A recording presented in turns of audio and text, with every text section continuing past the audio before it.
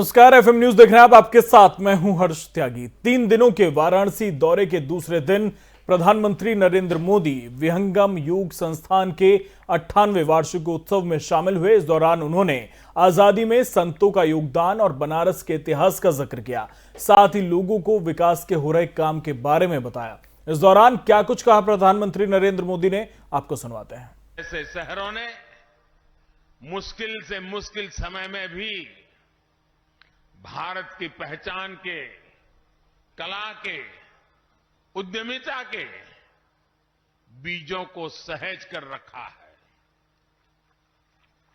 जहां बीज होता है, वृक्ष वहीं से विस्तार लेना शुरू करता है। और इसलिए आज जब हम बनारस के विकास की बात करते हैं, तो इससे पूरे भारत के विकास का रोड मैप भी बन जाता है।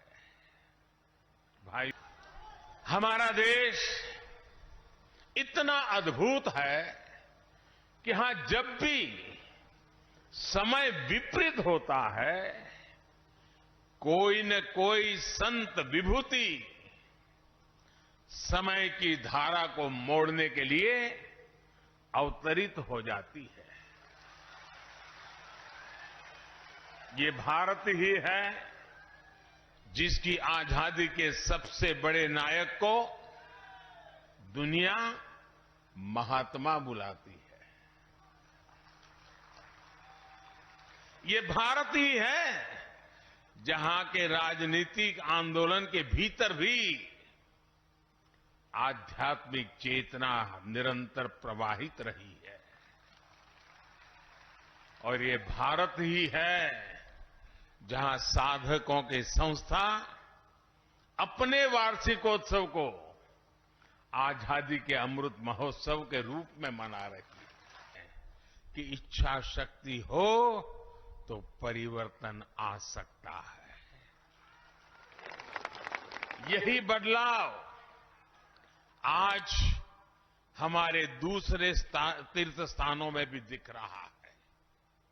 केदारनाथ, जहां अनेक कठिनाइयां होती थी, 2013 की तबाही के बाद लोगों का आना जाना कम हो गया था। वहां भी अब रिकॉर्ड संख्या में श्रद्धालु पहुंच रहे हैं। इससे विकास और रोजगार के कितने असीम अवसर बन रहे हैं। युवाओं के सपनों को ताकत मिल रहे हैं। यही विश्वास आज पूरे देश में दिख रहा है। इसी गति से आज देश विकास के नए कीर्तिमान स्थापित कर रहा है। साथियों, सदगुरु सदाफल जी ने स्ववेद में कहा है, दया करे सब जीव पर, नीच ऊंच नहीं जान, देखे अंतर आत्मा, त्याग देह अभिमान।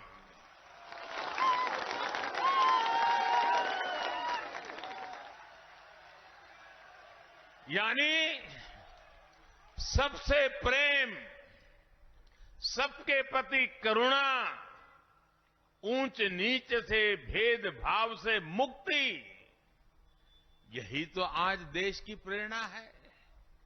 आज देश का मंत्र है सबका साथ, सबका विकास, सबका विश्वास।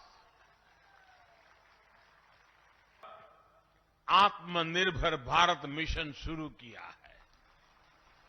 आज देश के स्थानीय व्यापार रोजगार को, उत्पादों को ताकत दी जा रही है।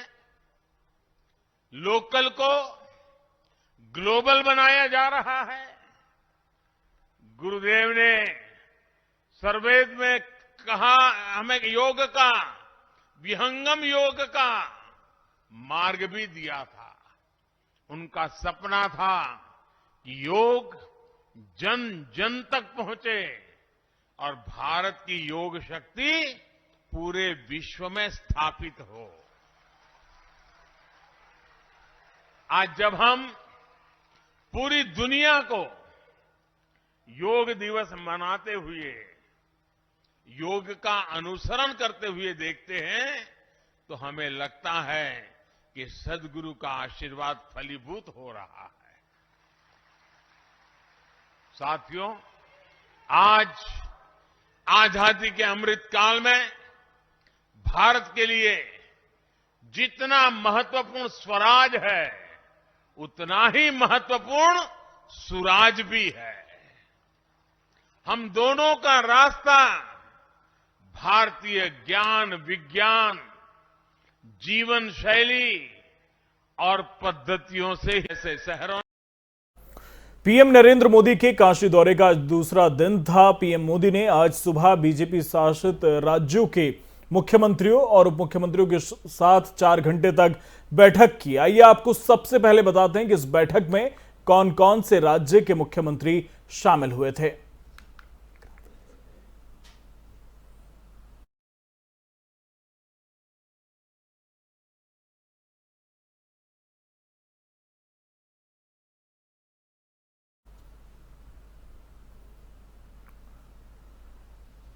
तो प्रधानमंत्री नरेंद्र मोदी की पाठशाला थी, जिसमें उत्तर प्रदेश के मुख्यमंत्री योगी आदित्यनाथ और असम के मुख्यमंत्री हिम्मत बिस्वा शर्मा और अरुणाचल प्रदेश के मुख्यमंत्री कलिखो पुल, गोवा के मुख्यमंत्री प्रमोद सावंत, गुजरात के मुख्यमंत्री भूपेंद्र पटेल, हरियाणा के मुख्यमंत्री मनोहर लाल खट्टर, हिमाचल प्रदेश के मुख्यमंत्री जयराम ठाकुर, कर्नाटक के मुख्यमंत्री बसवराज बोमई प्रधानमंत्री नरेंद्र मोदी की पाठशाला में शामिल हुए। मध्य प्रदेश के मुख्यमंत्री शिवराज सिंह चौहान भी इस पाठशाला में मौजूद रहे। साथ ही मणिपुर के सीएम एन बीरेन सिंह भी प्रधानमंत्री नरेंद्र मोदी की पाठशाला में मौजूद रहे। साथ ही त्रिपुरा के मुख्यमंत्री बिप्लब कुमार देव इस बैठक में शामिल रहे और उत्तराखंड के मुख्यमंत्री पुष्कर सिंह धामी भी इस बैठक में मौजूद रहे। साथ ही बिहार के ताराकिशोर प्रसाद और रेणु देवी, जो दोनों मुख्यमंत्री हैं, वो मौजूद रहे। साथ ही नागालैंड के उप मुख्यमंत्री वाई पट्टन भी मौजूद रहे। तो तमाम मुख्यमंत्री इस बैठक में मौजूद रहे। तो काशी विश्वनाथ कॉरिडोर के लोकार्पण के मौके पर आयोजित इस बैठक का एजेंडा सार्वजनिक नहीं किया गया था, लेकिन इतना स्पष्ट था कि पीएम मोदी बीजेपी शासित तमाम राज्यों के मुख्यमंत्रियों से उन्हें राज्य में कामकाज का लेखा जोखा लेने के साथ साथ उन्हें अगले साल 5 राज्यों में होने वाले चुनाव से जुड़ा गुरु मंत्र भी देने की कोशिश की। बीजेपी सरकार वाले राज्यों में डेवलपमेंट प्रोजेक्ट्स की प्रोग्रेस पर भी बैठक में चर्चा हुई। तो इस बैठक में पीएम मोदी ने मुख्यमंत्रियों को क्या क्या मंत्र दिए, वो भी आपको बताते हैं। गौरतलब है कि पीएम मोदी ने 32 महीनों की मेहनत के बाद जो योजना थी उसके बारे में बताया। उन्होंने अपने अपने राज्यों में हुए विकास कार्यों के बारे में जनता को बताया। आगामी चुनावों को लेकर बीजेपी की रणनीति पर भी चर्चा हुई। मुख्यमंत्री पार्टी कार्यकर्ताओं के साथ संवाद बनाए रखने का मंत्र भी प्रधानमंत्री नरेंद्र मोदी ने दिया। अपने अपने राज्यों में ज्यादा से लोगों से मिलने की कोशिश करने का मंत्र दिया। विपक्ष के दुष्प्रचार का करारा जवाब देने का मंत्र प्रधानमंत्री नरेंद्र मोदी ने दिया। काशी विश्वनाथ कॉरिडोर, राम मंदिर, पूर्वांचल एक्सप्रेसवे के प्रचार प्रसार को लेकर मंत्र दिया। देश में हो रहे विकास का प्रचार प्रसार विस्तृत ढंग से किया जाए। अपने अपने राज्यों में हुए विकास कार्यों के बारे में जनता को बताएं। तमाम वो मंत्र जो प्रधानमंत्री नरेंद्र मोदी ने मुख्यमंत्रियों को दिए। आगामी चुनावों को लेकर बीजेपी की रणनीति पर भी इस बैठक में चर्चा हुई। साथ ही ये निर्देश दिए कि मुख्यमंत्री पार्टी कार्यकर्ताओं के साथ संवाद बनाए रखें, अपने अपने राज्यों में ज्यादा से ज्यादा लोगों से मिलने की कोशिश करें। तो गौरतलब है कि कल पीएम मोदी ने 32 महीनों और 800 करोड़ रुपए की लागत से बने काशी विश्वनाथ धाम को देश की जनता को समर्पित कर दिया है। काशी में इस भव्य धाम के लोकार्पण के बाद से अगले 1 महीने तक अलग अलग आध्यात्मिक, सांस्कृतिक, संगीत और कला से जुड़े कार्यक्रमों का आयोजन किया जाएगा। पीएम मोदी ने कल शाम क्रूज पर सवार होकर बीजेपी शासित 12 राज्यों के मुख्यमंत्रियों के साथ दिव्य और भव्य गंगा आरती का दर्शन किया और साउंड और लेजर शो भी देखा।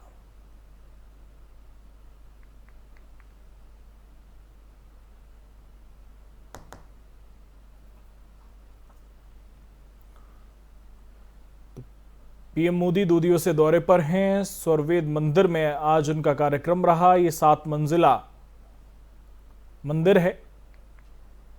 इस मंदिर का नाम स्वरवेद खास है। स्वरवेद 2 शब्दों से मिलकर बना है, स्व और वेद।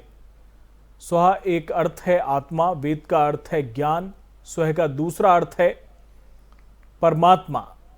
वेद का अर्थ है ज्ञान, जिसकी वजह से आत्मा का ज्ञान प्राप्त किया जाता है, जिसकी वजह से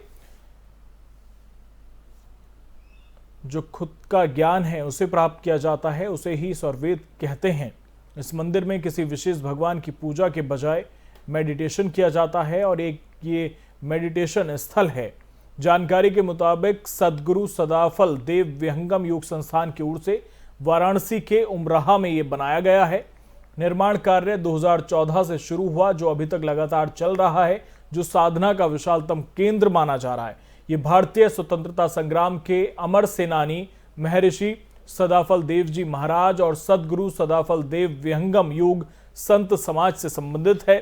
14 दिसंबर को स्वरवेद मंदिर में होने वाला यह कार्यक्रम महर्षि सदाफल देव की जेल यात्रा का शताब्दी महोत्सव और विहंगम योग संत समाज का 98वां वार्षिकोत्सव पर हो रहा है। प्रधानमंत्री नरेंद्र मोदी ने इस कार्यक्रम में शिरकत की। 20,000 लोग एक साथ इसमें मेडिटेशन कर सकते हैं। 2014 में इसका निर्माण कार्य शुरू हुआ था। ये 7 मंजिला है, 64,000 स्क्वायर फीट में ये बना है। करीब 35 करोड़ की लागत इसे बनाने में आई है। 20,000 से ज्यादा लोग एक साथ मेडिटेशन कर सकते हैं। ये देश ही नहीं, दुनिया का सबसे बड़ा मेडिटेशन सेंटर है। 3,137 स्वरवेद के दोहे लिखे गए हैं। काशी में इसे बनाया गया है। 100 फीट ऊंचा ये मंदिर है। भारत सहित विदेशों में भी इसके अनुयायी हैं, जिसमें 3,137 दोहे लिखे गए हैं। इसमें कमल के आकार का गुंबद बना है। 2014 में इसका निर्माण कार्य शुरू हुआ था।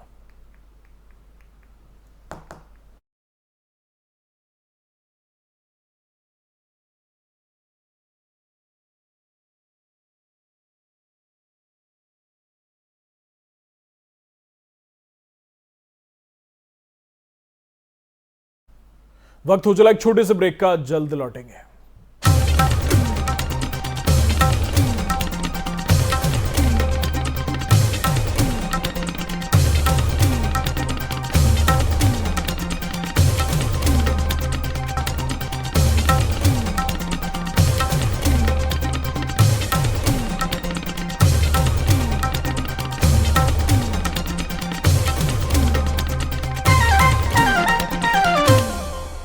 चलो यहाँ पर सही से स्पेलिंग करो। पूजा, मैं मार्केट से आता हूँ। मिस्टर, कार की चाबी? नहीं, मैं पैदल ही जाऊंगा। पापा, not that। हाँ यार, अपनी दिल्ली सरकार बोलती है कि पॉल्यूशन कम करने के लिए हफ्ते में एक बार अपनी गाड़ी से एक ट्रिप कम करें और उसकी बजाय पब्लिक ट्रांसपोर्ट या कारपूल का इस्तेमाल करें। It's a small request, make sense, no? Yes, और ये बात मैं आपसे कब से कह रही थी, लेकिन मैं हेल्थ के पॉइंट ऑफ व्यू से बोल रही थी। यू नो व्हाट, मैं भी यही सोच रहा हूँ कि जब दिल्ली सरकार और घर की सरकार एक ही बात बोल रही है तो सुन ही लेना चाहिए। चलो यू गाइस कैरी ऑन, मैं चलता हूँ, बाय। बाय पापा। एक हफ्ते में आप जितनी बार गाड़ी निकालते हैं, अब से बस एक बार कम निकालें। बस एक ट्रिप कम। आप मिलकर अपने हिस्से का पोल्यूशन कम करें। हफ्ते में गाड़ी का बस एक ट्रिप कम करें। चलो यहाँ पर सही से स्पेलिंग करो। पूजा, मैं मार्केट से आता हूँ। मिस्टर, कार की चाबी? नहीं, मैं पैदल ही जाऊंगा। पापा, not that। हाँ यार, अपनी दिल्ली सरकार बोलती है कि पॉल्यूशन कम करने के लिए हफ्ते में एक बार अपनी गाड़ी से एक ट्रिप कम करें और उसकी बजाय पब्लिक ट्रांसपोर्ट या कारपूल का इस्तेमाल करें। It's a small request, make sense, no? Yes, और ये बात मैं आपसे कब से कह रही थी, लेकिन मैं हेल्थ के पॉइंट ऑफ व्यू से बोल रही थी। यू नो व्हाट, मैं भी यही सोच रहा हूँ कि जब दिल्ली सरकार और घर की सरकार एक ही बात बोल रही है तो सुन ही लेना चाहिए। चलो यू गाइस कैरी ऑन, मैं चलता हूँ, बाय। बाय पापा। एक हफ्ते में आप जितनी बार गाड़ी निकालते हैं, अब से बस एक बार कम निकालें। बस एक ट्रिप कम, आप मिलकर अपने हिस्से का पोल्यूशन कम करें। हफ्ते में गाड़ी का बस एक ट्रिप कम करें। ब्रेक के बाद स्वागत है आपका। कांग्रेस के पूर्व अध्यक्ष राहुल गांधी आज पूरे दिन मोदी सरकार पर हमलावर नजर आए। एक के बाद एक ट्वीट करके राहुल गांधी ने नरेंद्र मोदी सरकार पर जमकर निशाना साधा। सबसे पहले राहुल गांधी ने सुबह 10:46 पर ट्वीट के जरिए राज्यसभा से निलंबित हुए 12 सांसदों का मुद्दा उठाया और नरेंद्र मोदी सरकार पर हमला बोलते हुए कहा कि लोकतंत्र में बहस और असहमति का महत्व, इस विषय में मोदी सरकार को ट्यूशन की जरूरत है। इसके बाद राहुल गांधी ने 1:55 पर ट्वीट करते हुए लखीमपुर खीरी घटना पर एसआईटी की जांच रिपोर्ट के हवाले से केंद्र सरकार पर हमला बोलते हुए सीधा प्रधानमंत्री को घेरते हुए कहा, मोदी जी फिर से माफी मांगने का टाइम आ गया है, लेकिन पहले अभियुक्त के पिता को मंत्री पद से हटाओ। राहुल गांधी यहीं नहीं रुके। लखीमपुर खीरी की घटना को लेकर उन्होंने एक और ट्वीट करते हुए कहा कि धर्म की राजनीति करते हो, आज राजनीति का धर्म निभाओ। यूपी में गए ही हो तो मारे गए किसानों के परिवारों से मिलकर आओ। अपने मंत्री को बर्खास्त ना करना अन्याय है, अधर्म है। इस ट्वीट के साथ ही राहुल गांधी ने एक वीडियो भी जारी किया जिसके जरिए उन्होंने केंद्र सरकार पर प्रधानमंत्री नरेंद्र मोदी पर हमला बोला।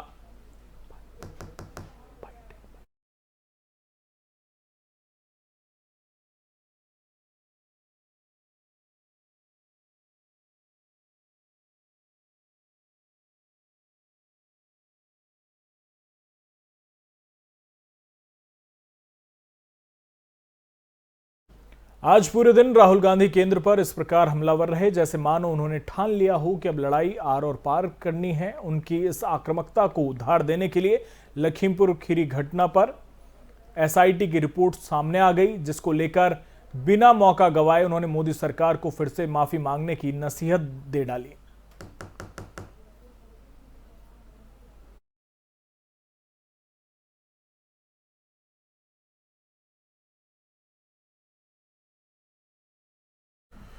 शिवसेना ने अपने मुखपत्र सामना में जहां एक तरफ कांग्रेस के लिए जर्जर पार्टी जैसे शब्दों का प्रयोग किया, तो वहीं दूसरी तरफ राहुल गांधी की तारीफ भी की। बीते दिनों जयपुर में हिंदू और हिंदुत्व पर राहुल गांधी द्वारा दिए बयान को लेकर शिवसेना ने राहुल की तारीफ की। साथ ही कांग्रेस के लिए शिवसेना ने लिखा कि अच्छा है, कांग्रेस अपनी एंटी हिंदू छवि को बदलने की कोशिश कर रही है। शिवसेना ने अपने मुखपत्र सामना में लिखा कि एक समय था जब देश में मुस्लिम और दलित वोट बैंक की राजनीति होती थी।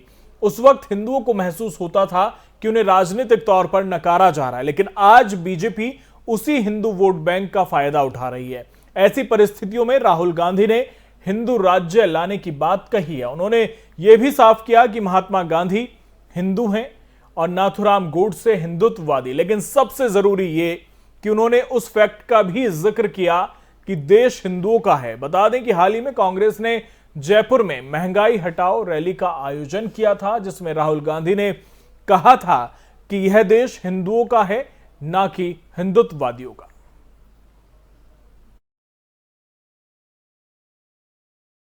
श्रीनगर में हुए आतंकी हमले के बाद सियासत तेज हो गई है। कांग्रेस समेत तमाम विपक्षी दलों ने सरकार पर हमला बोला।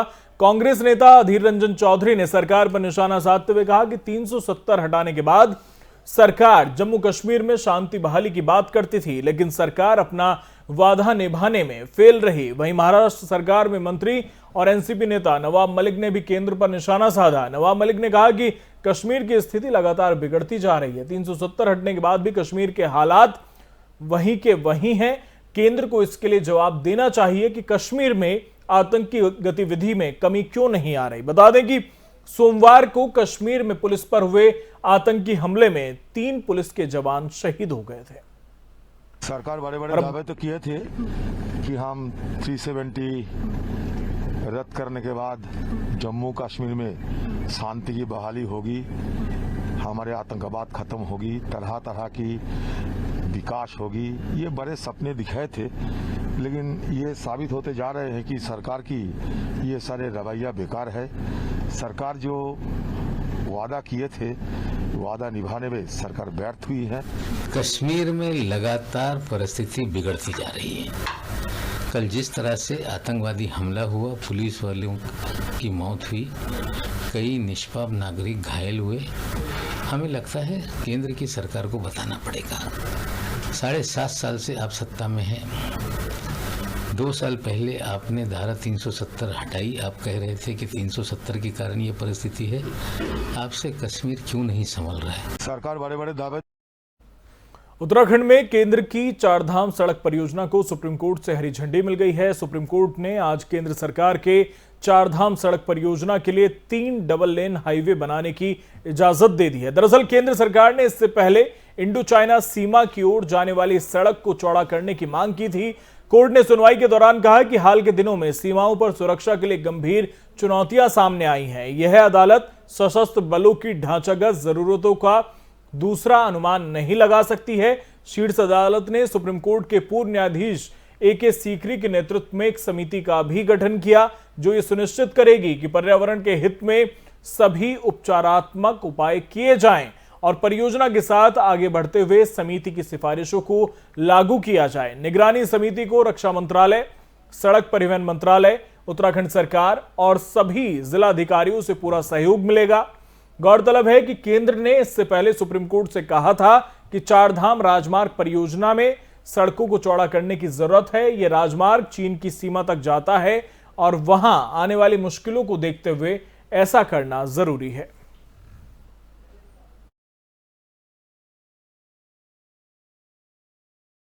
आइए अब आपको दिल्ली की अरविंद केजरीवाल सरकार की एक ऐसी योजना के बारे में बताते हैं जिसके जरिए अब दिल्ली वासी अब घर पर ही प्रशिक्षित योग गुरुओं से योग सीखेंगे। योग को हर घर तक पहुंचाए जाने और दिल्ली वासियों को फिट और बीमारियों से दूर रखने के उद्देश्य से दिल्ली सरकार ने दिल्ली की योगशाला कार्यक्रम की शुरुआत की। इसके तहत दिल्ली के सभी नागरिक हफ्ते में 6 दिन अपने दरवाजे पर फ्री योग ट्रेनिंग प्राप्त कर सकते हैं। दिल्ली सरकार निवासियों को क्लास और शिक्षक निःशुल्क प्रदान करेगी। प्रतिभागियों को पार्क या सामुदायिक हॉल जैसे खुले स्थान पर योग करना होगा। दिल्ली सरकार ने इस योजना की शुरुआत में 400 योग टीचर्स को अपने साथ जोड़ा है। दिल्ली सरकार की इस योजना का लाभ उठाने के लिए दिल्ली वासियों को केवल इतना करना होगा कि उन्हें कम से कम 25 लोगों को इकट्ठा करना होगा और 25 लोगों को इकट्ठा करके 9013585858 एक बार फिर से हम नंबर वो बता दें जो आपको जिस पर मिस कॉल देनी है। वो नंबर है 9013585858। इस नंबर पर आपको मिस कॉल देनी है और फिर दिल्ली सरकार आपसे संपर्क करेगी। और अगर आप मिस कॉल देना नहीं चाहते हैं तो आप दिल्ली के नागरिक होने चाहिए और एक वेबसाइट है दिल्ली की योगशाला.com DILLIKIYOGSHALA.com दिल्ली की योगशाला.com पर दिल्ली के नागरिक अगर आप हैं तो वहां पर जाकर भी रजिस्ट्रेशन करा सकते हैं, इसका लाभ ले सकते हैं। इस योजना के लिए दिल्ली सरकार ने साल 2021-22 के बजट में 25 करोड़ रुपए का प्रावधान किया था। दिल्ली की योगशाला ये कार्यक्रम शुरू किया कि भाई टीचर हम देंगे, आपको पैसे देने की जरूरत नहीं है। आप 25 लोग इकट्ठे हो जाओ, 25 लोग इकट्ठे होके हमें मिस्ड कॉल मारो, नंबर 9013585858। इस नंबर पे मिस्ड कॉल मारो। अगर आप 25 लोग इकट्ठे हो, आप अपनी जगह ढूंढ लो। आपके घर के सामने कोई पार्क है, आपका कोई कम्युनिटी हॉल है, जहां आप योग करना चाहो, आप योग जगह आप दे दो, जगह आप ढूंढ लो, 25 लोग हो जाओ और टीचर दिल्ली सरकार देगी। टीचर का कोई खर्चा नहीं होगा। तो ये कार्यक्रम शुरू किया और मैं समझता हूं कि लोग बड़ी संख्या में इसमें भाग लेंगे। ये हम लोगों ने कॉन्सेप्चुअलाइज किया था इस साल के शुरू में, फरवरी के महीने में हम लोगों ने शुरू किया, फिर बजट पास किया और मुझे लगा था उस टाइम कि कम से कम 2-3 साल लगेंगे, टीचर्स को ट्रेन करना पड़ेगा, ये करना पड़ेगा, वो करना पड़ेगा। मैं खासकर से डिप्सरू के वाइस चांसलर साहब को और पूरी टीटी टीम को बहुत बधाई देना चाहता हूं। उन्होंने इतने कम समय में महज 10 महीने भी नहीं, अप्रैल में एक्चुअली इन लोगों ने शुरू किया था, 8 महीने के अंदर इन्होंने इसको कार्यान्वित कर दिया और आज मिस्ड कॉल नंबर जारी किया जा रहा है। लगभग 400 टीचर्स हमारे तैयार हो चुके हैं। मिस्ड कॉल नंबर पे जो भी मिस्ड कॉल मारेगा उनको हम टीचर्स प्रोवाइड करेंगे। दिल्ली की योगशाला ये कार्यक्रम शुरू किया। पूर्वी इंडोनेशिया में आज सुबह 7.7 की तीव्रता का भूकंप आया, जिसके बाद सुनामी की चेतावनी जारी की गई है।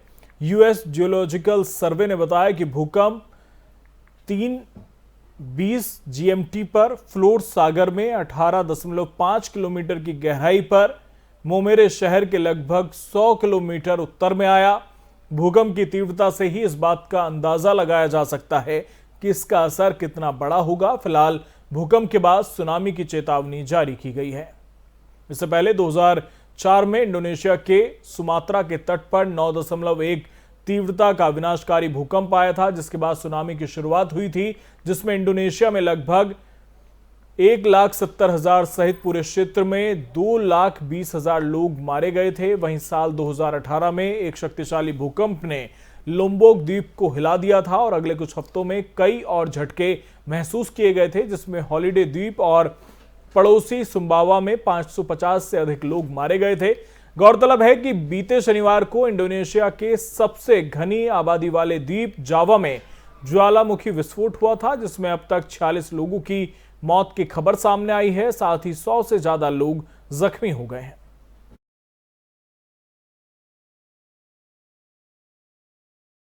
देश में महंगाई बढ़ती जा रही है। नवंबर में थोक महंगाई की दर 12.54% से बढ़कर 14.2% हो गई है। थोक महंगाई का यह आंकड़ा 12 साल के रिकॉर्ड स्तर पर पहुंच गया। ईंधन और बिजली की कीमतों में तेजी के कारण थोक महंगाई में बढ़ोतरी दर्ज की गई। कोर महंगाई दर 11.90% से बढ़कर 12.20% और सितंबर महंगाई दर के आंकड़ों को संशोधित किया गया है। अब ये 10.66% से बढ़कर 11.80% हो गई। आज जारी हुए थोक महंगाई की दर के आंकड़ों के मुताबिक खाने पीने की चीजों वाला थोक महंगाई 3.06% से बढ़कर 6.70% हो गया है। इसके अलावा फ्यूल एंड पावर की थोक महंगाई 37.18% से बढ़कर 39.81% हो गई है। अंडे और मांस की थोक महंगाई 1.98% से बढ़कर 9.66% हो गई है। वहीं बढ़ती हुई महंगाई के साथ राहत यह है कि मैन्युफैक्चर प्रोडक्ट्स की कीमतों में गिरावट आई है। इसकी होलसेल महंगाई दर 12.04% से गिरकर 11.92% पर आ गई है। खाने के तेल की महंगाई से भी जनता को राहत मिली है।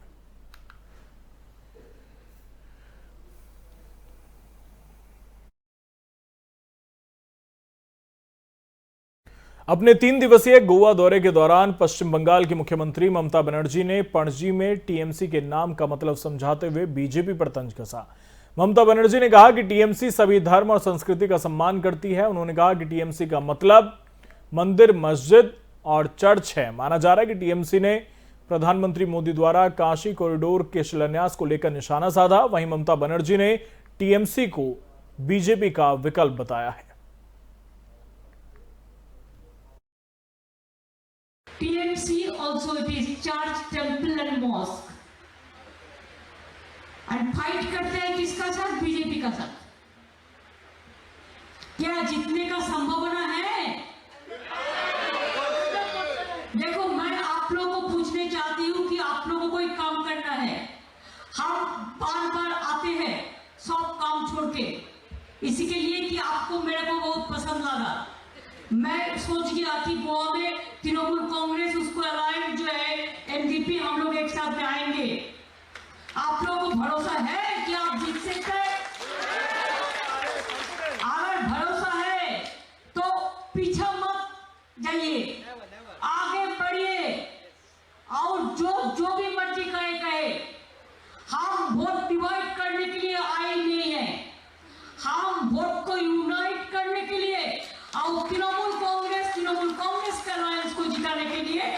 बीजेपी का ऑल्टरनेटिव यही है। लखनऊ में विधानसभा के सामने उस वक्त अफरा तफरी मच गई जब दो युवक ने आत्मदाह करने की कोशिश की। युवकों ने अपने ऊपर केरोसिन डालकर खुद को आग लगाने की कोशिश की। हालांकि विधानसभा की सुरक्षा में मौजूद पुलिसकर्मियों ने वक्त रहते दोनों को बचा लिया। दोनों युवकों की पहचान की जा रही है।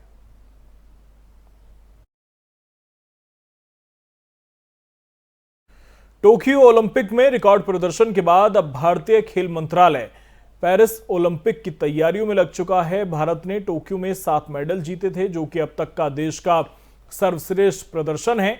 भारत अब इसी प्रदर्शन को आगे बढ़ाना चाहता है। टोक्यो ओलंपिक के बाद पहली बार खेल मंत्रालय के मिशन ओलंपिक प्रकोष्ठ की बैठक हुई, जिसमें टॉप्स की नई लिस्ट जारी की गई है। सोमवार को जारी की गई इस लिस्ट में 20 नए खिलाड़ियों को जोड़ा गया। इन खिलाड़ियों को जोड़ने के साथ ही अब पेरिस ओलंपिक और पैरा ओलंपिक 2024 के लिए खेल मंत्रालय से अनुदान पाने वाले कुल खिलाड़ियों की संख्या 148 पहुंच गई है। खेल मंत्रालय के मिशन ओलंपिक प्रकोष्ठ की बैठक में टॉप से लाभ पाने के लिए ओलंपिक के 7 और पैरा ओलंपिक के 6 खेलों की पहचान की गई। आगामी महीनों में एमओसी की अगली बैठक में टॉप सूची में और खिलाड़ियों को जोड़ा जाएगा। इस बार उन खिलाड़ियों को तरजीह दी जाएगी जिन्होंने अगस्त और सितंबर में हुए ओलंपिक और पैरा ओलंपिक खेलों में अच्छा प्रदर्शन किया था।